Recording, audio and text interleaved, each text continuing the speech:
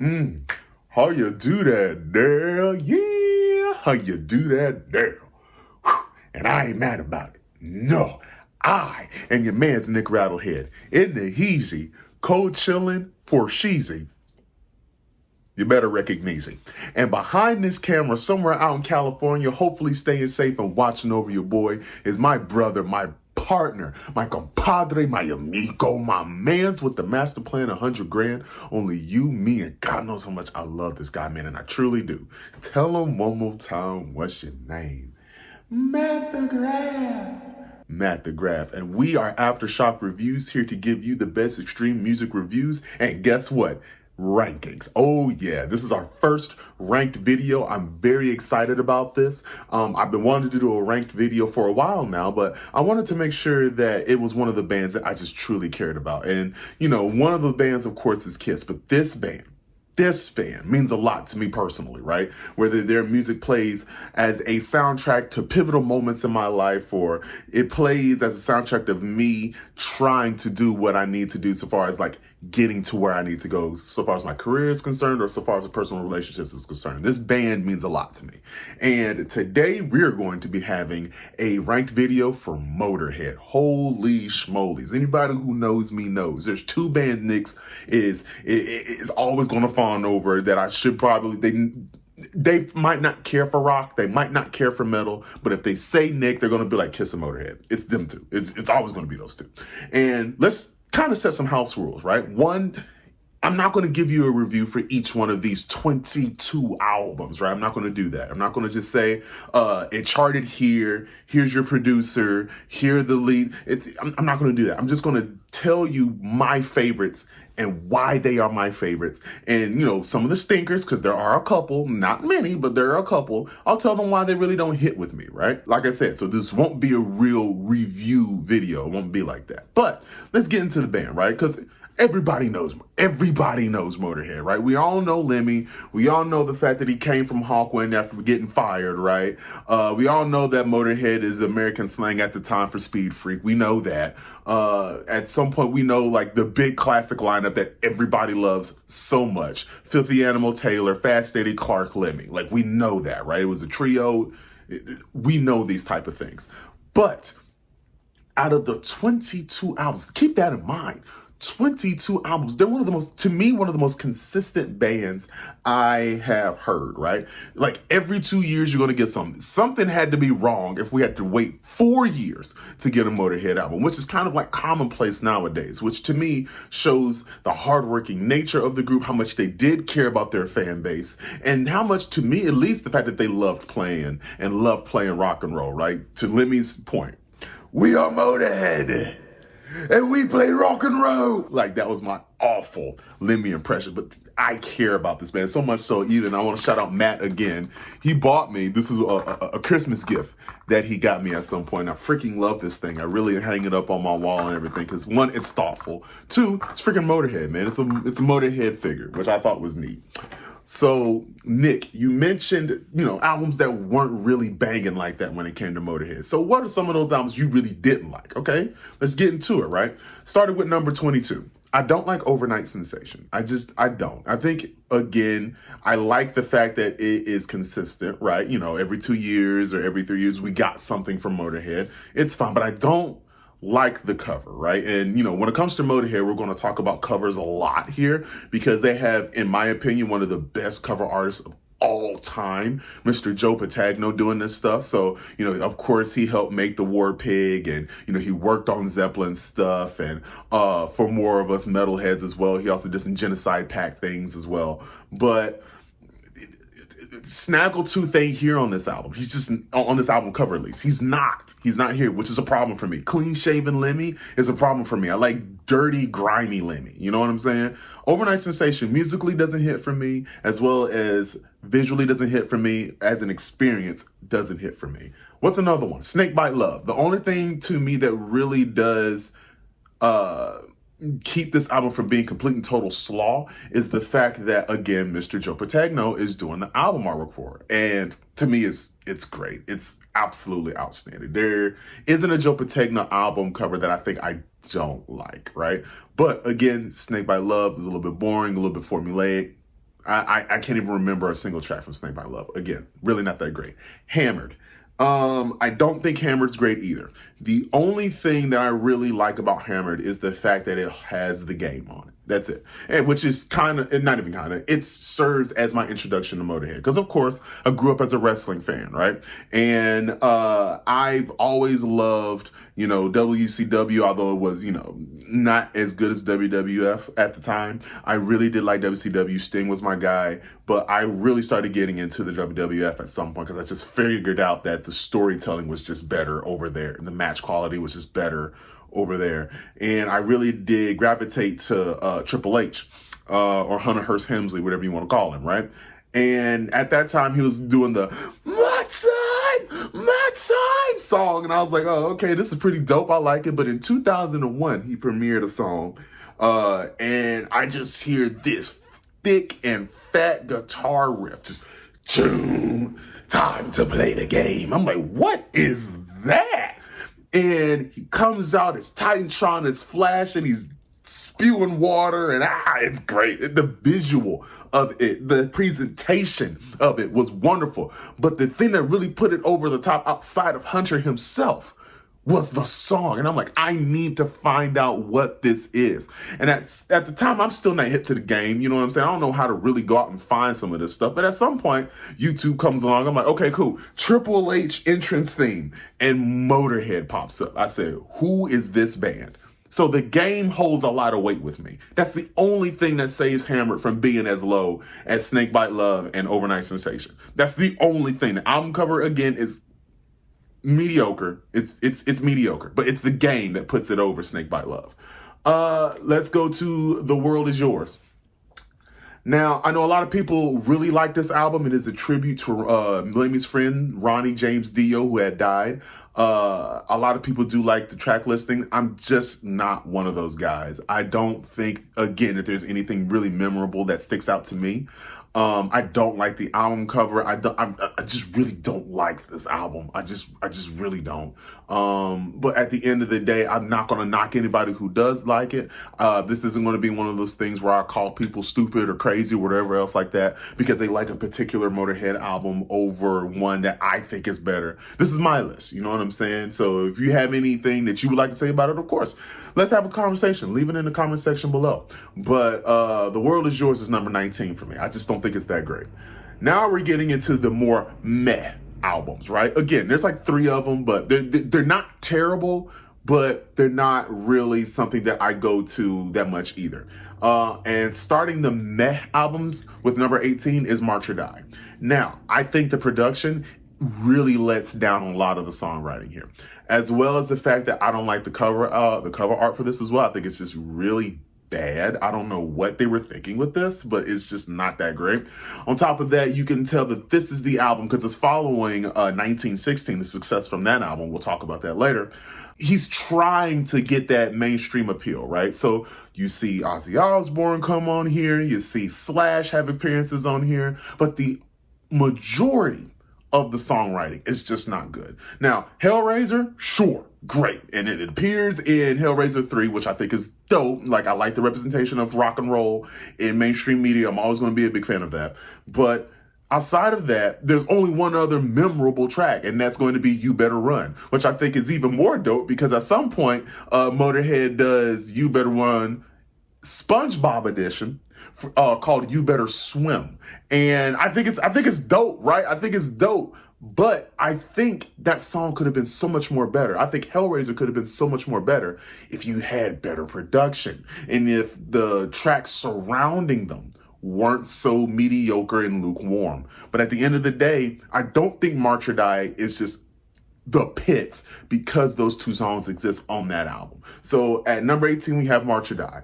Number 17, this is where people probably gonna think I'm a little nuts, but I'm not nuts, is the first album from Motorhead, self-titled Motorhead. You know, it's a little bit more cleaned up version of On Parole, which is technically their first album, but I don't care for that. The self-titled track, which is also the band's anthem, Motorhead, I think is okay. White Line Fever, I think is okay. But the rest of this stuff, like the clean singing from Lemmy, if it's not with Hawkwind, I don't necessarily care for it. I just don't. It sounds funny. Now, does he sound bad? Absolutely not. Is there a little bit of grime to it? Yes, but it's that gravelly, gruff voice that Lemmy has, and he starts to put on display on albums like Overkill, albums like Bomber, albums like Ace of Spades, and moving forward. That, to me, is also what gives Motörhead their distinct identity, right? And it's not present here, right? It's just not. And I don't, the album doesn't stick with me. Like Iron Horse, still freaking love that song. But at the end of the day, the self-titled first album from Motörhead is just not something that I visit often. It's just not. I might listen for White Line Fever. Outside of that, not really sticking with me. So number 17 is Motörhead. Number 16 is Motörizer. That is a very original name, by the way. But at the end of the day, like, again, this is another meh album. Right? Why is it a meh album?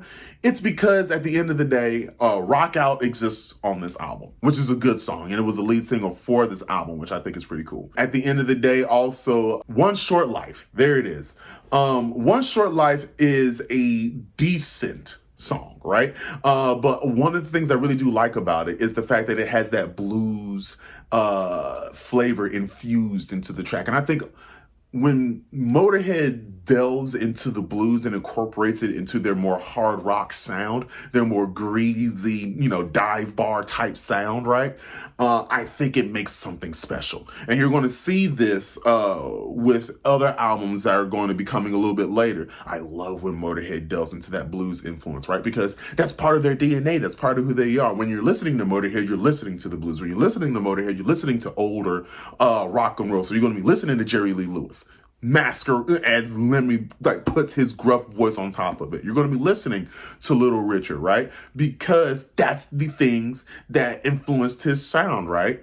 And I like One Short Life because it is that blues twinged hard rockin' song. I think it's really good. So this is the last of the meh albums, right? This is the last one. And that's number 16's Motörizer. Now, every album that's going to come from number 15 onwards, all smoke. All of them smoke. You can't speak ill to any of these albums, to me, about any of these albums. Because at the end of the day, there are a plethora of songs on each one of them that I think are great. Now, will they have their little bit of foibles? Sure, right? But at the end of the day, these albums are so good. They're just so good. And we're going to start with number 15's Orgasmatron from 1986. The album artwork is outstanding. It was supposed to be, I think, correct me if I'm wrong, but it's like Riding with the Driver. That was supposed to be the original album name, but they end up changing it to Orgasmatron. So Joe Pategno was just like, okay, well, we still have this artwork, and Lemmy loved it. So, it still works. I love it. It's like top 10 Motörhead album artworks for me, at least. But the songwriting on there is actually really good. Now, does the production kind of let it down a little bit? Yes, it does. But we still have great tracks like Built for Speed, right? Which I just love. God dang, I love that song, right? The Claw is really good when it comes to this as well. But my standout track in a sea of great songwriting is going to be Dr. Rock. I'm sorry. I still believe it's one of the best ways that Motörhead ever opens a show, where they do, we are Motörhead and we play rock and roll. But when they open with Dr. Rock, holy schmolies, does it go. It's anthemic, it's meaty, it's powerful, it's fast, and it's fun. I freaking love that song, and I love this album. So we're going to talk about number 15 again, Orgasmatron. Now, number 14 will be the last album they would ever release, and this is going to be 2015's Bad Magic. Man, does this album go. I think if any band is going to go out, if this is going to be any band's swan song, this is, I have no problem with this. Electricity is great. Victory or Die is great. Thunder and Lightning is great. Man, When the Sky Comes Looking for You, I think is underrated when it comes to a Motorhead track, which I think is criminal.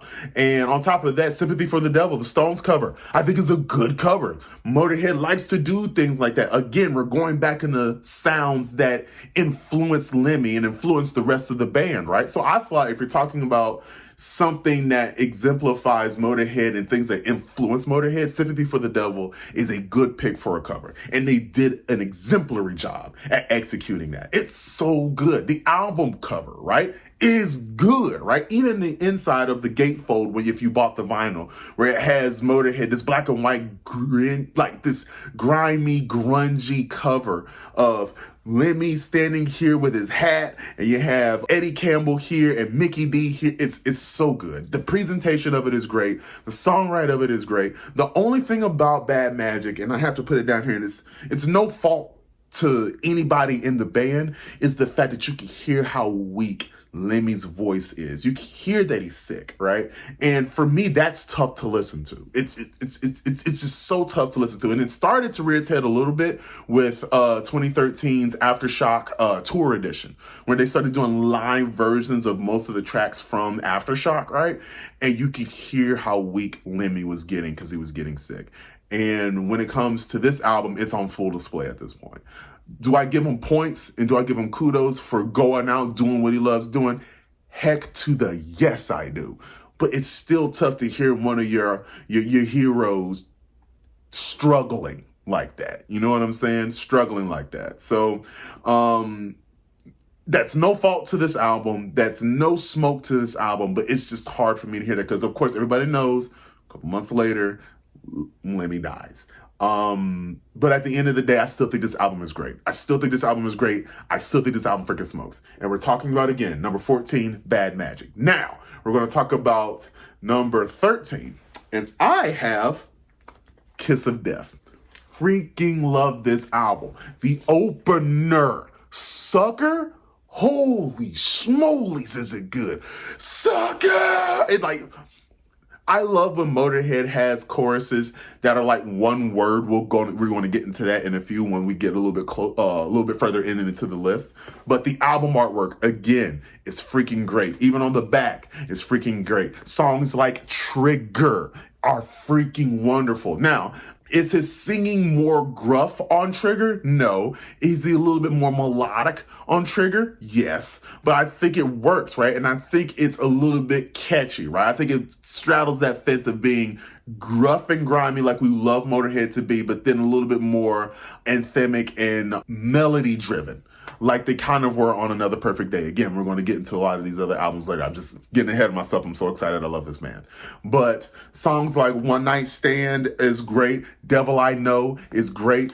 Kiss of Death is a dope album. And it actually follows up one of their more doper albums. Again, we're getting ahead of ourselves, but Inferno. But again, my number 13 album is Kiss of Death. Freaking love this thing. Freaking love this thing. Now, we're going to get into number 12. And number 12 is We Are Motörhead. Now, We Are Motörhead, to me, has the best Motörhead cover. This is the best Motörhead cover. Fight me. Because at the end of the day, look at it, right? Just look at it. I don't know if Matt has the actual cover up here, but look at it, man. It's literally like a call to action, a call to arms. Snaggletooth has a freaking scythe, yo.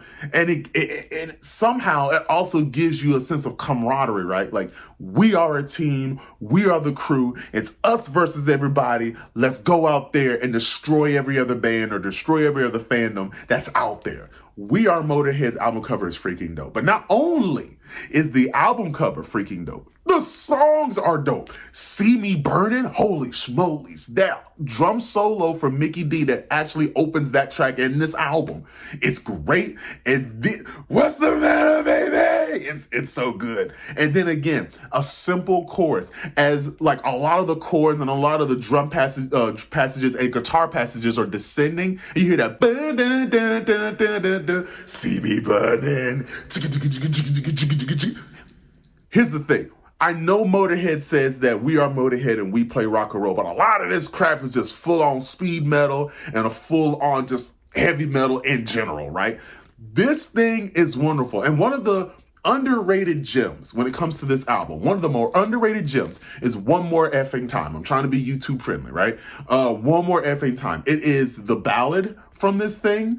And I think whether you're talking about the actual guitar passages themselves, the melody of it themselves, and it still somehow feels like a tough guy sitting in the back of the Rainbow Bar reminiscing about a love or a girl that he really did like, or maybe a one night stand we should have again. Just one more effing time. This album is underrated, and I wish it got a little bit more shine than what it does. But at the end of the day, I guess that's why I am here, right? My number 12 album is We Are Motörhead. Yeah, I mean, the back isn't that great, you know what I'm saying? But like this is great. This is great. Now, number 11 is going to be the album that I believe probably broke up Motörhead, or at least was the straw that broke the camel's back. And that's going to be Iron Fist. But on Iron Fist, outside of Ace of Spades, right? There are a couple of openers when it comes to Motörhead. Motörhead are great when it comes to openers and sucking you into an album. But Iron Fist, though, whoo, that title track, man, which was also the lead single for this album, by the way, is one of the best songs they've ever written. You know me, evil eye, you know me, prepared to die, you know me, the graveyard's kiss, devil's grip, the iron fist. It's good. Holy smolies, is it good? But again, like Heart of Stone is really great. But here's the thing. There is a bit of a drop when it comes to this album. I wouldn't say from start to finish it has a bunch of smokers, or, you know, the first half is great, then the second. No, there's a bit of a drop until it goes back to American and Speed Freak and Don't Let Them Grind You Down, right? Like those tracks really do smoke. But bear with me here, because I'm sure probably a lot of you probably don't listen to Childish Gambino or anything else like that, but it's kind of like Awaken My Love, right? Where Me and Your Mama opens up the album, and the rest of the tracks really can't live up to the sublime opener that is Me and Your Mama. Same thing here. The opener is so freaking good that I don't think the rest of the tracks can live up to it. But does that mean that this is bad? Absolutely not. It's freaking good. It's so good. And again, we have a photo here, but there's Snaggletooth, and it's a good photo. So I let it go, especially, with the black and the blues and the highlights of greens and yellows. But then you have like the nice stark red Motörhead title, and it's good. It's good. Very well orchestrated. Again, when it comes to Motörhead, I'm really into the entire experience of the band. Like, when it comes to them, I like to sit down, rock out, have a good time. And if I'm listening to my phone, I'll look at my phone constantly just to get a good gander of the album artwork. And again, this stuff is great. Motörhead is an experience to me, right? So at number 11, we have Iron Fist. Number 10, we have 1916. Freaking love this thing. Freaking love this thing. One of the first Motörhead albums I ever bought. I actually might think this is the first Motörhead album I ever bought. And one of the things that really drew me to it was, at some point when you're trying to find out about a new band, you go on YouTube and you go into other places and you go into forums and you're trying to find, like, what's their best songs and stuff like that. I'm So Bad, Baby, I Don't Care is one of the tracks that kept coming out. So I was like, I went to, FYE? Picked this up used for like $5, which I was like, okay, cool, I'll take that. Everything on this album is dope, right? I'm So Bad, Baby, I Don't Care. No Voices in the Sky is freaking good. Love Me Forever, one of the ballads from this thing, is outstanding. But another one of my favorites is Ramones. It's just maybe a 2-minute rocker. And it does not lose steam. Great little somewhat solo in it. It's paying tribute to one of the punk bands that they love so much and I'm sure influenced their sound. It's a rockin' good time. It's a rompous rockin' good time. So I have at number 10, 1916. Yes, Sirski. Yes, Sirski. Now, we're going to do number 9. And number 9 will be Bomber. I love this album. Sweet Revenge, Poison, great ones. But one of the tracks from this album that really does stand out to me is going to be Step Down. And I love this track because it's one of the few tracks that's actually not sung by Lemmy. Like, I think it might be the only one. Please, again, correct me if I'm wrong. But it's the only track that's not on a Motörhead album that's not sung by Lemmy. And I really do like that change of pace for it. But I also love, again, it's a bit more bluesy. It's slowed all the way down. That riff is nasty, but it's groovy. Motörhead has an underrated sense of groove. We really don't talk about that too much when it comes to Motörhead, right? We love slashing and thrashing about to a lot of their tracks, but when they get down and they get to that groove, man, it's hypnotic to me, at least. And Bomber is a good follow-up to one of their more famous albums, and I think even look at the album cover, right? Isn't that cool? They're in like this cool little helicopter, plane thing, and they're actually dropping a bomb on it. Then they have Snaggletooth printed on the side, and you see Lemmy, and you see Filthy, and you see, it's good. It's absolutely good. So my number 9 album, again, will be Bomber. Man, we blazing through these, right? Again, trying to make sure that I stay cognizant so I don't continue to ramble like I'm prone to do for the sake of my buddy Matt. But for number 8, Sacrifice. Holy schmolies, Nick. This thing is way up there on your list versus other Motörhead lists. I understand that. A lot of people don't necessarily care for this album. They think that they sacrifice a lot of the songwriting at the altar of trying to be heavy, right? And I believe that might be true, but I'm also somebody who, again, and you guys know me from a lot of my death metal picks, I like low IQ riffs. I do. And I like the atmosphere of something being heavy, but still being fun to listen to. The album's opener, Sacrifice, the title track for this thing, is a good example. Is it as intricate as some of the stuff that they've written in the past? No, it's not, but it's still fun and it's still good. And I think it's still one of the best tracks that Motörhead has written. I also think Sex and Death, again, it's very quick, but I freaking love this thing. Order, Fade to Black is outstanding. Dogface Boy, I actually like Dogface Boy. All Gone to Hell is good. On top of that, In Another Time, I think is great.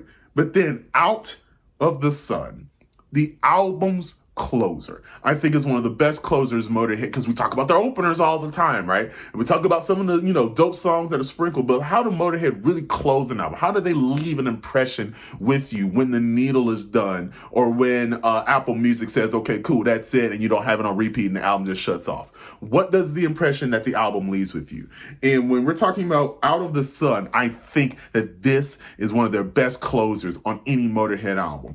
This is also the last album that actually has the foursome, right? So at this point, who is the foursome, Nick? Because we just got done talking about the fact that there were 3 of them. Well, for this album and some of the albums before this as well, I think it was like 10 years, we had Lemmy, we had Eddie Campbell, we had Wurzel, and then we had Mickey D, and we had Lemmy. No, I'm sorry, I said Lemmy twice, my bad. But those were the 4, Lemmy, Eddie, Wurzel, Mickey D.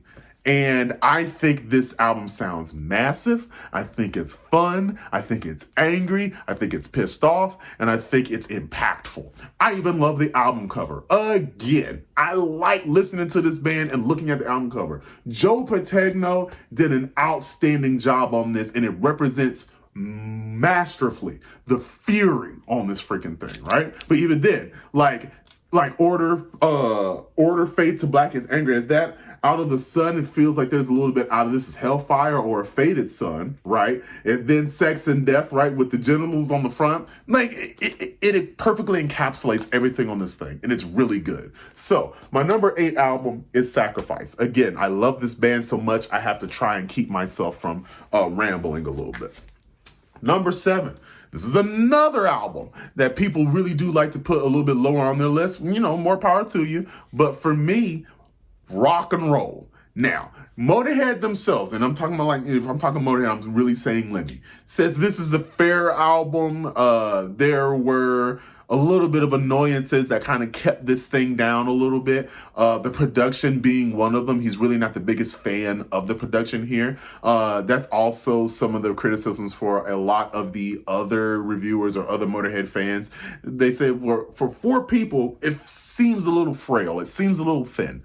I don't believe so, especially when it comes to a lot of the gems on this album, right? So, of course, the opener, Rock and Roll. I freaking love it. Now, again, can the guitar tone be better? Yes, but it's not bad. Absolutely not bad. When we're talking about Eat the Rich or Stone Deaf in the USA, Blackheart. Holy schmolies, Blackheart is so good. And then on top of that, The Wolf. And I think if you're talking about the Blues Twins tracks that Motörhead loves to do, Boogeyman is a great example of this. And it's on top of that old school rock and roll, right? It feels a little Richardy to me, and I love it for that. But I think on top of that, one of the tracks that is actually not on the original release of this album, but they kind of do it with subsequent releases, is Just 'Cause You Got the Power. I think that song is freaking great. The chorus is great. The groovy mid-tempo stomp that the track possesses is really great. On top of that, I wish it was on here, but it's actually not. But at the end of the day, this album is really great. We actually have the return of Phil Taylor on this as well, which I think is also exciting. And his drumming isn't as hellish as it is on previous releases. He really does do a good job of like keeping tempo, staying in the pocket, gives you a little bit of flashes of what he used to be like in the past on this album. But I think at the end of the day, it is a very well executed, very well written, and a good experience from Motörhead. So my number 7 is Rock and Roll. Also, there might be a little bit of bias here because outside of 1916, this is the first Motörhead album I ever bought. And it just entranced me. And I freaking love this thing. So again, trying to move forward, my number 7, Rock and Roll. Now, number 6, Inferno. Now, when you're talking about their latter releases, this is a lot of people's favorite Motörhead album, and for a very good reason. One, again, album cover, Joe Pategno is a beast. But then 2, on top of that, Terminal Show is a great opener. Holy cow. Life's a Bitch, Killers, right? Great tracks on top of that. Should I call it we'll call it self-deletion, right? You know, for sake of YouTube algorithms, we'll call it that. But that track from this album is actually really good as well. Fight is good, but then my favorite track from this album actually isn't a ripper. It's not a hard rocker. It's none of that. It is Whorehouse Blues. It is a blues track. Full-on blues track, right? We have acoustic guitars, we have harmonicas, because again, you know the only thing that's missing is a little mouth heart blues. Mouth heart blues. It's so good. It's so good. There's a lot of variety on this album. And that's not something that you really hear much of when you're talking about Motörhead, because at the end of the day, Motörhead knew who they were. We're a rock and roll band. So what are we going to give you? Rock and roll. So there's really not much of experimentation when it comes to a lot of these albums. I'd say there's some experimentation on Bomber. I'll say that there's some experimentation on some of these other albums we're about to get into, but there is some good variety and some good experimentation here, and Whorehouse Blues highlights that. So my number 6 album will be Inferno. Love this thing. Now, my number 5 album, the one everybody knows, and that is Ace of Spades. Nick, you put Ace of Spades at number 5? There are 4 other albums you believe are better than this thing? You know, if you were any real Motörhead fan, there probably is only one album that should be better than this thing. Again, music is subjective, right? I can have my own opinion. And does that mean that I think this album is, you know, slaw or anything? Absolutely not. But I love this thing, right? So Love Me Like a Reptile. Okay, so probably to the world, this is the best opener, which is the title track, Ace of Spades. That riff is wonderful. Like if you were a Tony Hawk player, you pretty much know this track as well because it was on one of the Tony Hawk games. Matt, if you could put that down below, which one it is, I would love you forever, which I already do. But I'd love you, to infinity and beyond if you did that for me.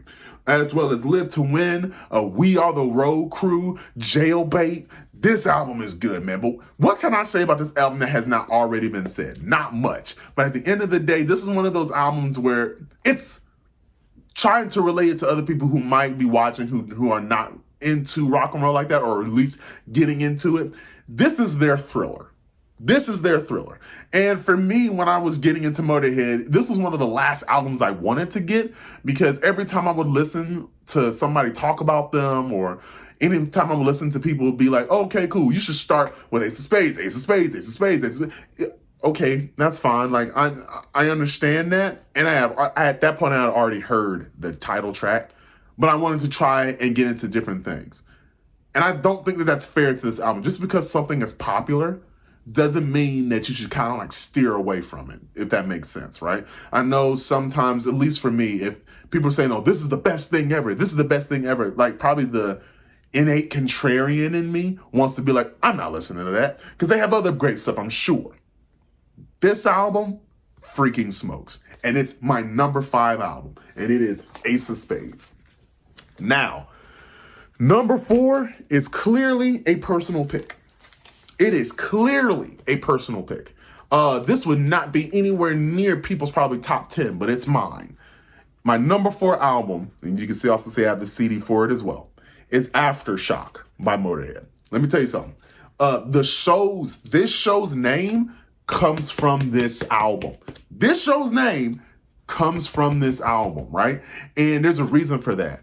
I love this thing. Now, I told you, like, 1916 was my first, rock and roll was my second, but when I heard the production value go up exponentially when it came to this album, the opener, Heartbreaker, Coup de Grace, and then my favorite track from this album, Lost Woman Blues. Again, Nick and his blues, right? Nick and his blues with Motörhead.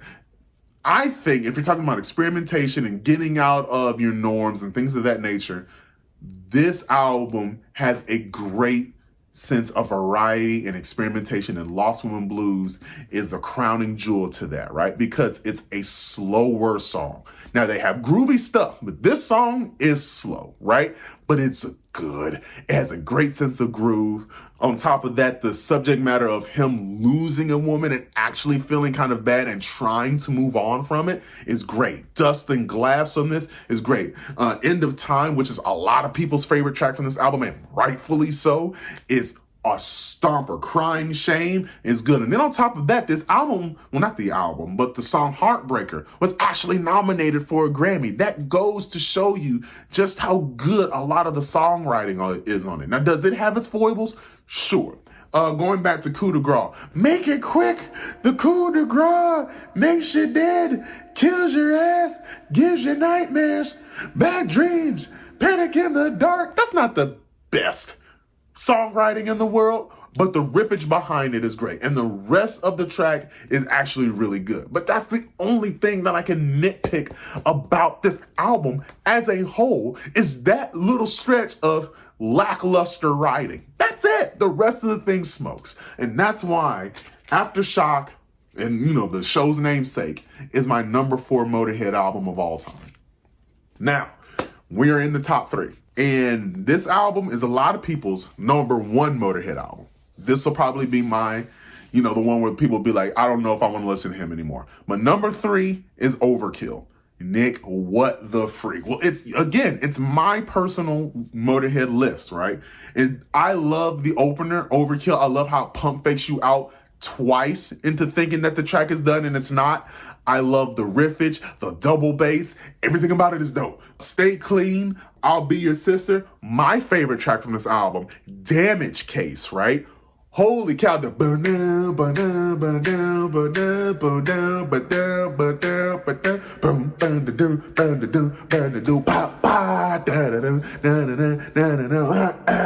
it's so good. That riff is nasty. Move over for a damage case. Dude, the album is perfection.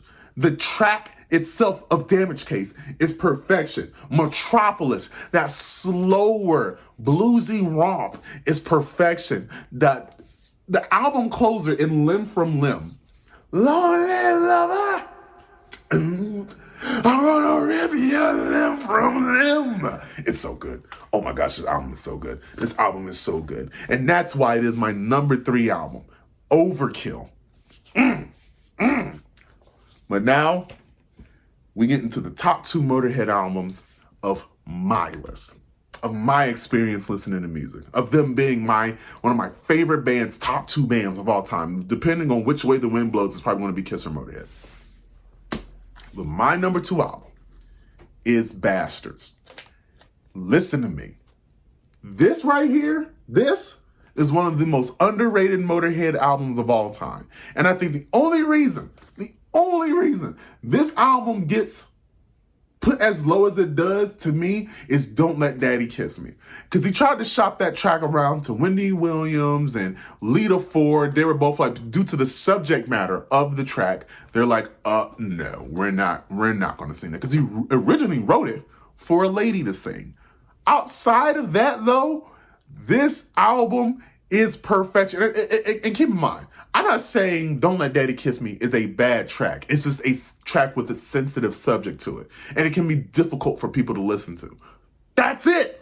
The rest of it, On Your Feet or On Your Knees, is a burner. Remember what I told you when we were talking about See Me Burning and, Sucker and stuff like that, where he has those one-word choruses that are deeply impactful? Burner? Holy smoke. And keep in mind, this album came out in 1993. So we're deep into death metal at this point. Tell me why this, and I stand by this, you could fight me. I'm the biggest Bolt Thrower fan and Grave and all the rest of that stuff. This is the heaviest thing that came out in 1993, and I'll probably fight you and say the heaviest thing that came out in the 90s, so far as production value is concerned, and so far as lyrics are concerned, and so far as riffage is concerned. Because holy shit, Burner is a bring it down, Nick.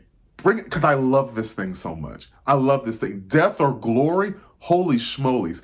I'm Your Man, holy schmolies. Lost in the Ozone. Again, an underrated track that is a bit more slow, but so impactful. I love when Motörhead slows it down. I love when they bring blues into things like that. But I'll say top 3 Motörhead tracks that I love with my whole heart will be Devils. I know a lot of people say it's like 2 minutes too long. I could not disagree with you more. That track is perfection. It is deep perfection. And again, it is experimental, right? Bastards, from the album cover to the production value, to the songwriting, to the vocal performances, you can't beat this. Even Motörhead themselves were very proud of this album. Mickey D says there was no corners they cut, and they were very, very happy with these things because they gave everything they possibly could to this freaking album. And it shows. And that is why Bastards is my number 2 favorite Motörhead album of all time. Now, by process of elimination, I have given you almost every Motörhead album, right? But there is one that you haven't heard yet. And this album is a love it or hate it type of thing. A lot of people love it. A lot of people hate it, or they think it probably shouldn't even exist. To me, I think it's the best thing they did. And Lemmy even says in his book, I'm going to pull out his book, White Line Fever, he probably should have been doing more of this type of thing moving forward after this album, just without the guitars, right? We'll get into that in a second. But my number 1 favorite Motörhead album of all time is going to be Another Perfect Day. I even have the little CD for it as well. I freaking love this thing. Another Perfect Day from 1983 is my favorite Motörhead album of all time. But Nick, why is Another Perfect Day your favorite album? 1, the songwriting. Holy cow, is it way more melodic than anything they were doing up to that point? Yes, it is. But I think at the same time, if you're talking about songs like Back at the Funny Farm and Shine, with Shine, it gives me a little bit more traditional Motörhead, but if you're talking about the production level, it's sparkles a little bit more. But why is things sparkling a little bit more? Why does it seem deeply more melodic? Well, we have Brian Robertson of Thin Lizzy serving as our guitarist here after the exit of Fast Eddie Clarke. Fast Eddie was done after Iron Fist. He produced it, and he was just like, you try to do stuff with Girl School and all the rest of this crap and Willie O. Williams, and what the heck are you doing? This crap sucks. I don't like it. I tell you what, I'm leaving. Which he had already been threatening to leave Motörhead multiple times, and he got talked off the ledge by the band. The band was like, you don't need to go nowhere. We got it. He threatened this time, I'm leaving. Nobody stopped him. Nobody stopped him. They were like, hey, yo, you can go. We're done. We're done. So he left. But then I left a hole because they were in the middle. I think they were only 2 shows into their tour. So who did they get? Well, they got Brian Robertson of Thin Lizzy, who was available at the time and actually said yes. Brian Robertson was just like, you know what? I'm not the biggest fan of Motörhead, but I like what they do so far as consistency concerned, and they're different. Well, when it comes to being different, Another Perfect Day is just that, different. Again, the songwriting is way more melodic, but it's way more experimental, and I think, to me, a lot of fun to listen to. One of my favorite tracks from here, as well as Dancing on Your Grave, is going to be One Track Mind. Nick Dag Nab You and Your Blues and Motörhead, well, at the end of the day, it's my favorite track from Motörhead, period. It is my favorite Motörhead track, One Track Mind. I freaking love that thing. The title track from this album, Another Perfect Day, is another shining example from this album. I Got Mine is another great track from this album. Marching Off to War is another great track from this. There is not a single weak track from this thing. And if you put it up against anything else in Motörhead discography, there is nothing that sounds like this.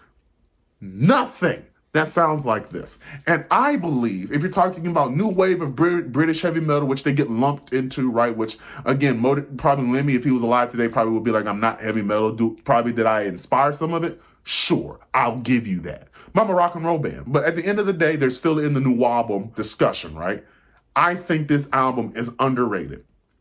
I think it's under-celebrated, even to the point where I think it was the walk-in performance that they did, I think in like 2006 or something like that, or 2006 or 2005, the walk-in performance, where they were about to do a track from this album. And they said, so this track comes from Another Perfect Day.